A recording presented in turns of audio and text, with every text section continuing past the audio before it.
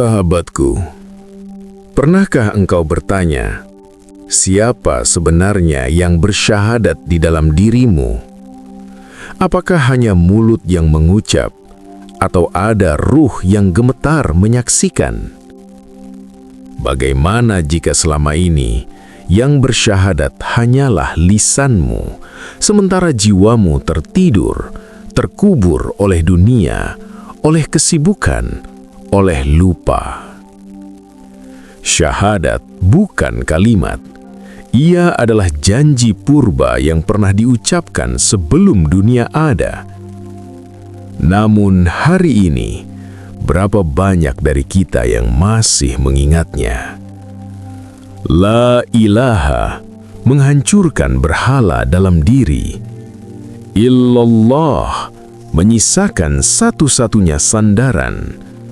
Dan Muhammad Rasulullah bukan sekadar nama, melainkan jalan pulang bagi manusia yang rapuh. Jika syahadat benar-benar hidup, hidupmu tak akan sama lagi. Karena syahadat sejati tidak hanya terdengar di langit, ia mengguncangkan alam batin. Tapi pertanyaannya, apakah engkau siap mengingat janji itu? Sahabatku yang dirahmati Allah, pernahkah engkau benar-benar berhenti sejenak, lalu bertanya pada dirimu sendiri, dengan jujur, dengan sunyi, ketika engkau mengucap syahadat, siapa yang sebenarnya berbicara? Apakah hanya lisan yang bergerak, menata huruf demi huruf, atau ada sesuatu yang lebih dalam yang ikut bergetar, ikut menyaksikan, ikut gemetar? Karena syahadat bukan sekedar bunyi, bukan sekedar kalimat yang kita hafal sejak kecil, bukan sekedar syarat yang ditandai lalu selesai. Syahadat bisa menjadi 3 hal dalam hidup manusia. Pertama, syahadat lisan. Ia terdengar indah, lancar, fasih, namun sering hanya berhenti di permukaan, seperti pintu yang disebut namanya tetapi tak pernah dibuka. Kedua, syahadat sosial. Syahadat yang kita ucap karena kita hidup di lingkungan yang mengucapkannya, karena keluarga kita Muslim, karena ini identitas yang diwariskan, karena begitulah seharusnya. Tidak salah, namun ada bahaya yang halus. Kita merasa sudah berada di dalam, padahal jiwa kita belum benar-benar hadir. Dan ketiga, yang paling sunyi sekaligus paling agung, syahadat ruhani. Syahadat yang bukan hanya diucap, tetapi disaksikan. Syahadat yang lahir bukan dari tekanan, bukan dari kebiasaan, bukan dari tradisi, melainkan dari dalam, dari ruang terdalam yang jarang kita kunjungi. Disitulah muncul pertanyaan yang menakutkan sekaligus menyelamatkan. Bagaimana jika selama ini yang bersyahadat hanyalah mulutmu, sementara ruhmu tertidur? Sahabatku, ada sesuatu yang sangat misterius tentang diri kita. Kita mengira kita hanya tubuh, padahal tubuh ini hanyalah kendaraan. Yang lebih tua dari tubuhmu adalah ruhmu. Yang lebih dahulu mengenal panggilan adalah ruhmu. Yang lebih dahulu menyaksikan adalah ruhmu. Ruh itu saksi pertama, saksi yang ada sebelum nama, sebelum tanggal lahir, bahkan sebelum engkau mengenal kata aku. Dan jika ruh adalah saksi, maka syahadat bukan sekedar kalimat. Syahadat adalah gema dari sebuah janji yang sangat purba, janji yang tertanam jauh di balik ingatan logika. Dan hari ini, ketika syahadat keluar dari bibirmu, sesungguhnya ia sedang mengetuk pintu ingatan ruhmu. Namun masalahnya, hidup sering terlalu bising. Dunia menutup telinga batin kita dengan rutinitas. Kesibukan membuat kita lupa bahwa di dalam dada ada ruang sunyi. Ambisi membuat kita sibuk mengejar sampai tak sempat menyadari kita sedang menjauh. Kita hidup cepat, bangun, kerja, berita, target, lelah, tidur, lalu ulang lagi. Dan di sela semua itu, syahadat hanya menjadi bacaan, bukan kesaksian. Padahal bisa jadi ruhmu sedang menunggu momen itu. Momen ketika engkau mengucap syahadat bukan karena kebiasaan, tetapi karena kesadaran. Bukan karena ingin dianggap, tetapi karena ingin kembali. Maka malam ini atau detik ini, aku ingin engkau melakukan satu hal sederhana. Saat nanti syahadat terlintas di lisanmu, jangan buru-buru. Tarik nafas, tenangkan dada, dan bisikkan pada dirimu sendiri, "Ya Allah, jika yang berbicara hanya mulutku, bangunkan ruhku."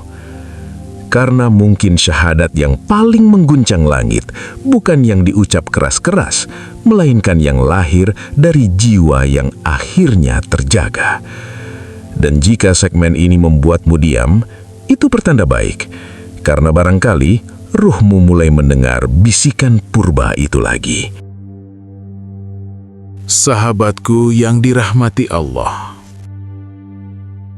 jika pada segmen sebelumnya kita bertanya siapa yang bersyahadat, kini kita melangkah lebih dalam. Apa sebenarnya yang terbuka ketika syahadat diucapkan? Banyak orang mengira syahadat hanyalah ritual awal, sebuah kalimat pembuka, tanda formal bahwa seseorang telah masuk. Padahal sesungguhnya, syahadat bukanlah permulaan agama, melainkan gerbang agung kesadaran ilahiyah. Ia bukan pagar di luar, tetapi pintu menuju ke dalam. Setiap lafaz syahadat yang terucap bukan sekedar bunyi yang melintas di udara. Ia adalah panggilan. Panggilan yang tidak ditujukan kepada telinga, melainkan kepada ruh. Ia juga getaran. Getaran halus yang merambat ke lapisan terdalam jiwa. Dan bagi hati yang masih hidup, getaran itu terasa meski tak bisa dijelaskan. Dan lebih dari itu, syahadat adalah undangan. Undangan lembut untuk kembali menyatu dengan Yang Maha Esa. Bukan menyatu dalam bentuk, tetapi dalam kesadaran. Ruh manusia merindukan undangan ini, bukan karena diajarkan, melainkan karena di sanalah ia berasal. Ruh tidak asing dengan tauhid, ia hanya lupa.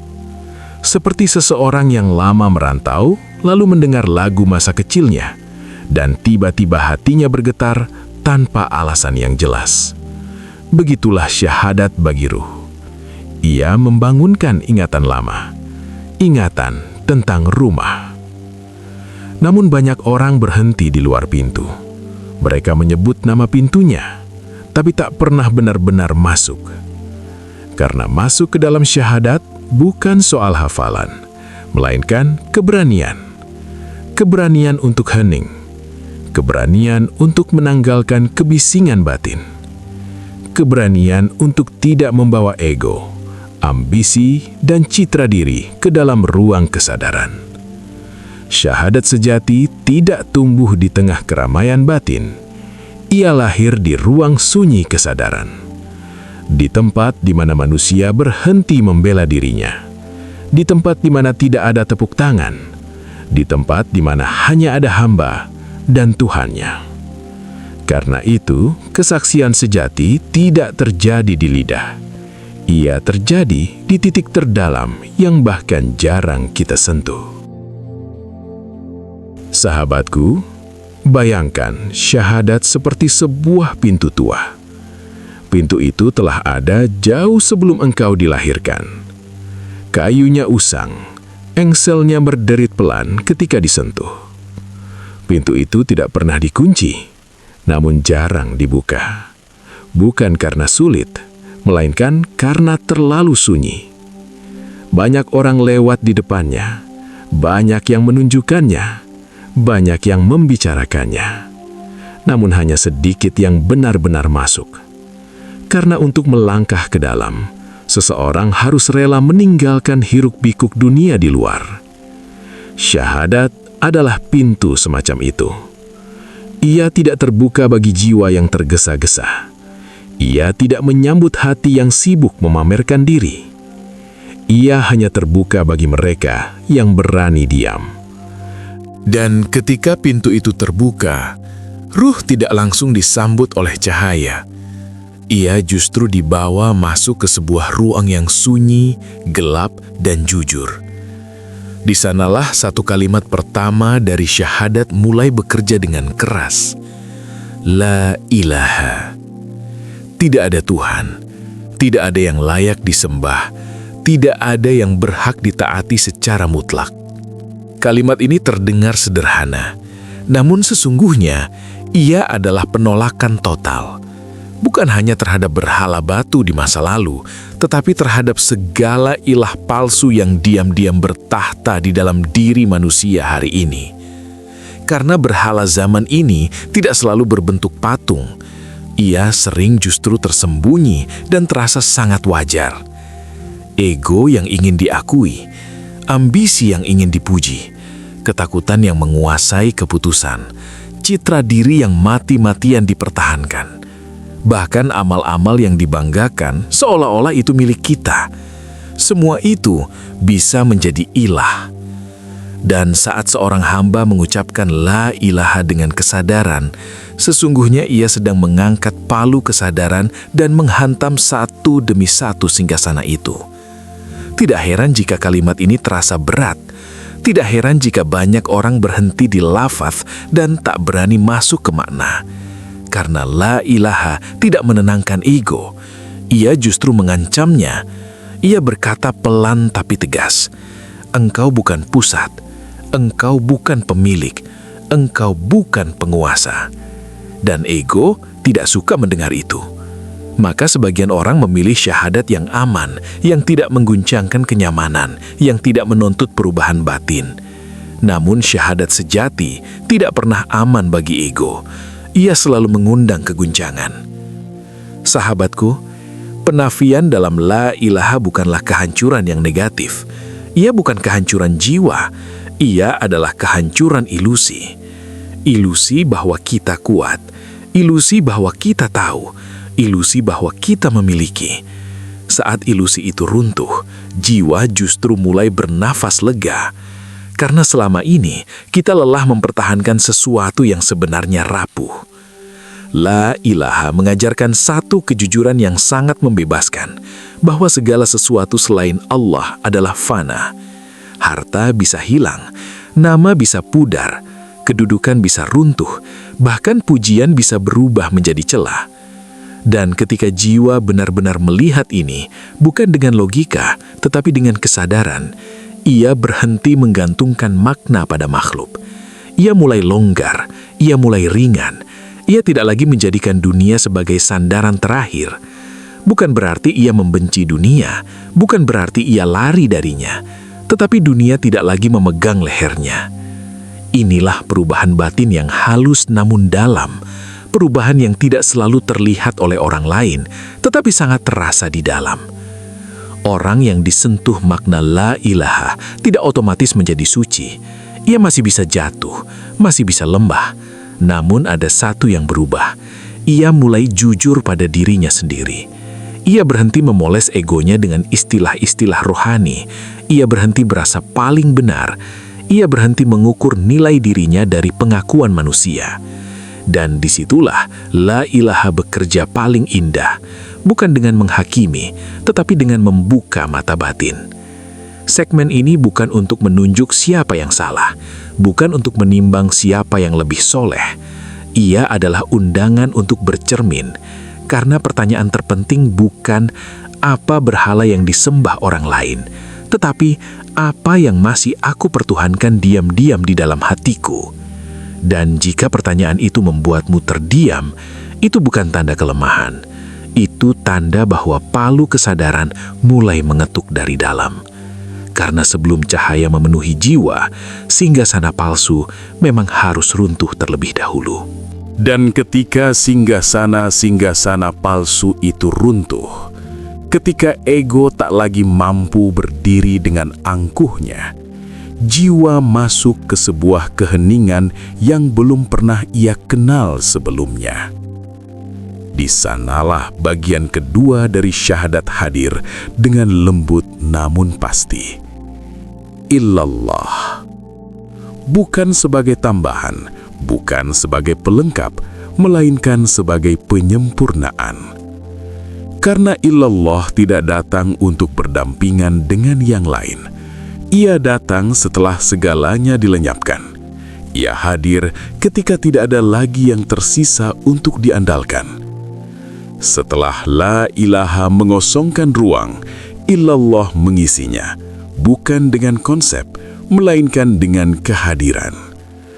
Pada titik ini, Allah tidak lagi sekedar nama yang disebut, bukan lagi ide yang diperdebatkan, bukan sekedar pengetahuan yang disimpan di kepala. Allah menjadi realitas batin. Bukan karena engkau memahaminya sepenuhnya, tetapi karena engkau berhenti mencoba menguasainya.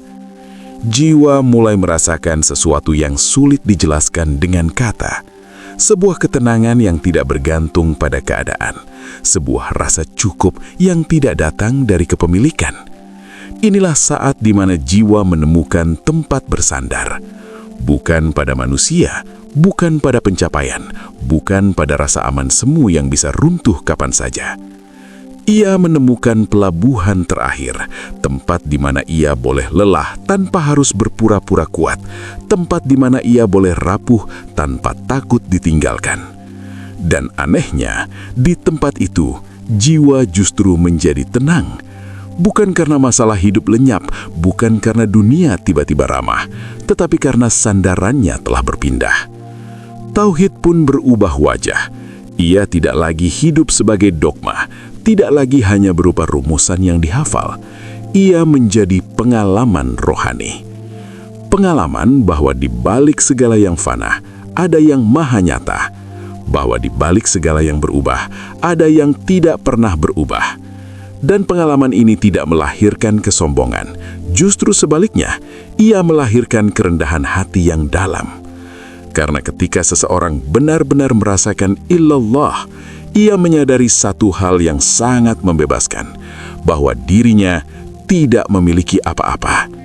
Ia tidak lagi sibuk mengklaim, tidak lagi tergesa membuktikan, tidak lagi haus untuk terlihat. Bukan karena ia merasa rendah, tetapi karena ia telah menyentuh ketiadaan dirinya di hadapan yang maha ada. Dan dari ketiadaan itulah lahir kemuliaan yang sejati.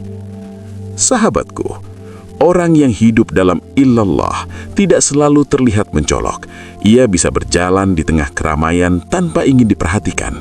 Ia bisa bekerja, berbicara, tertawa, namun hatinya tertambat di tempat lain. Ia tidak membawa Tuhan di bibirnya kemana-mana. Ia membiarkan Tuhan hadir melalui dirinya. Ucapan-ucapannya menjadi lembut, keputusannya menjadi jernih, amarahnya cepat padam, dan harapannya tidak mudah runtuh. Bukan karena ia kuat, melainkan karena sandarannya kokoh. Tauhid pun mengajarkan jiwa untuk berhenti mencari di luar apa yang hanya bisa ditemukan di dalam. Ia tidak menjanjikan dunia tanpa luka, tetapi ia menjanjikan hati yang tidak lagi tersesat di tengah luka itu.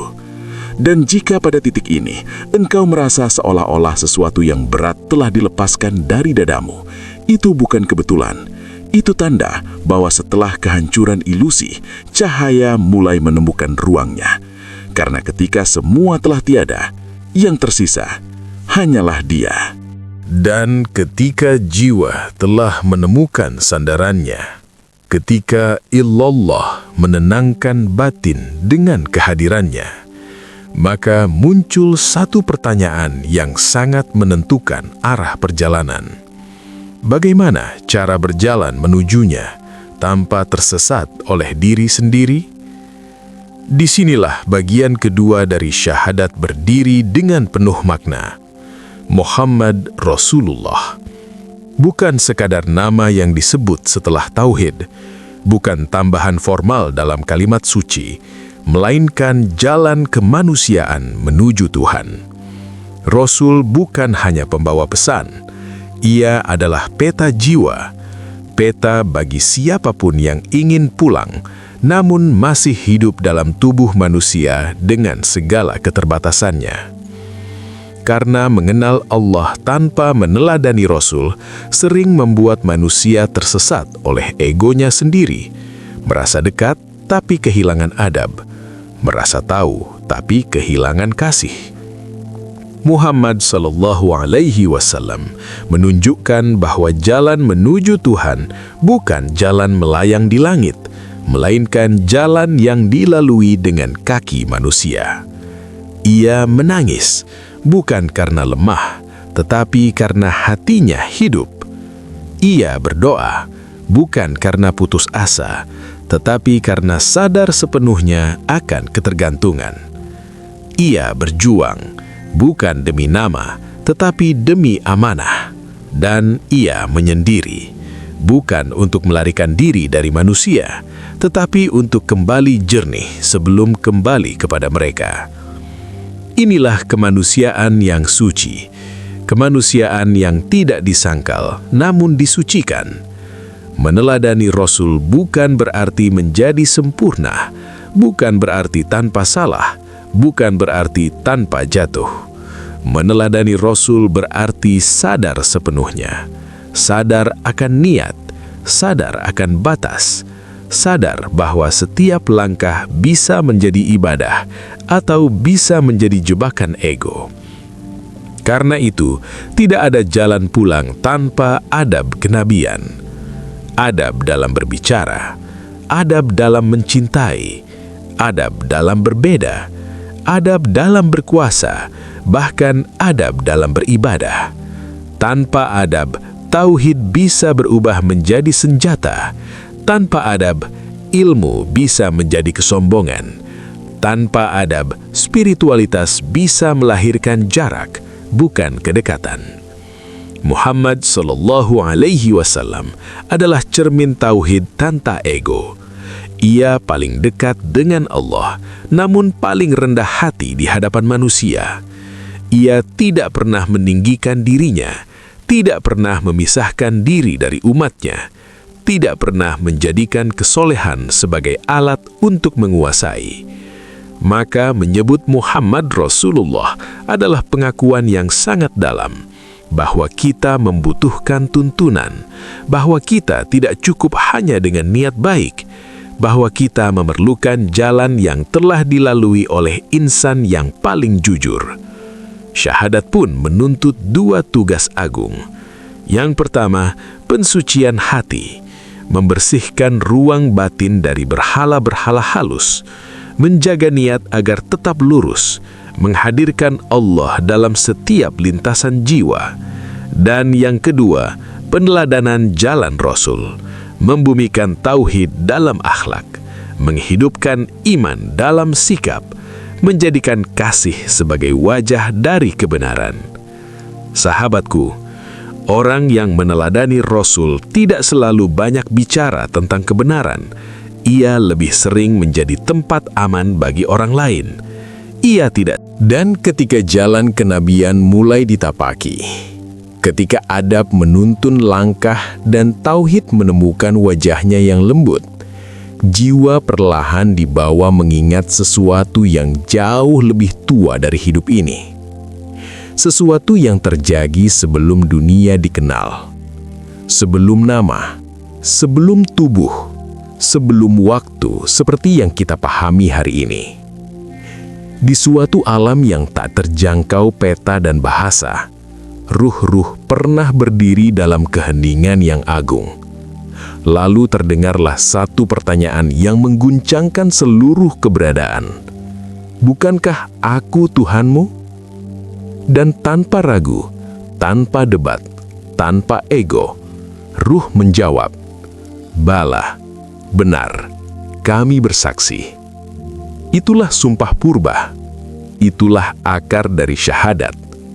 Ia tidak lahir di dunia, ia hanya diingatkan kembali di dunia. Maka setiap kali syahadat diucapkan, sesungguhnya bukanlah sesuatu yang baru. Ia adalah gema dari janji lama yang dipanggil kembali dari kedalaman ruh.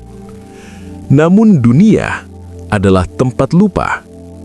Dunia dengan gemerlapnya. Dunia dengan target-targetnya. Dunia dengan luka dan cintanya. Perlahan ingatan itu tertimbun. Ruh tertidur di balik rutinitas. Kesadaran tenggelam dalam peran-peran. Dan manusia mulai mengira bahwa dirinya hanyalah apa yang ia lihat di cermin. Disinilah syahadat hadir, bukan sebagai formalitas agama, melainkan alarm kesadaran. Alarm yang membangunkan ruh dari tidur pancangnya. Alarm yang berkata pelan namun tegas, engkau pernah berjanji, engkau pernah bersaksi, engkau tidak diciptakan tanpa tujuan. Saat syahadat menyentuh titik ini, terjadilah sesuatu yang sangat halus namun sangat menentukan. Kelahiran kembali jiwa. Bukan kelahiran tubuh, bukan perubahan identitas luar, melainkan kelahiran kesadaran.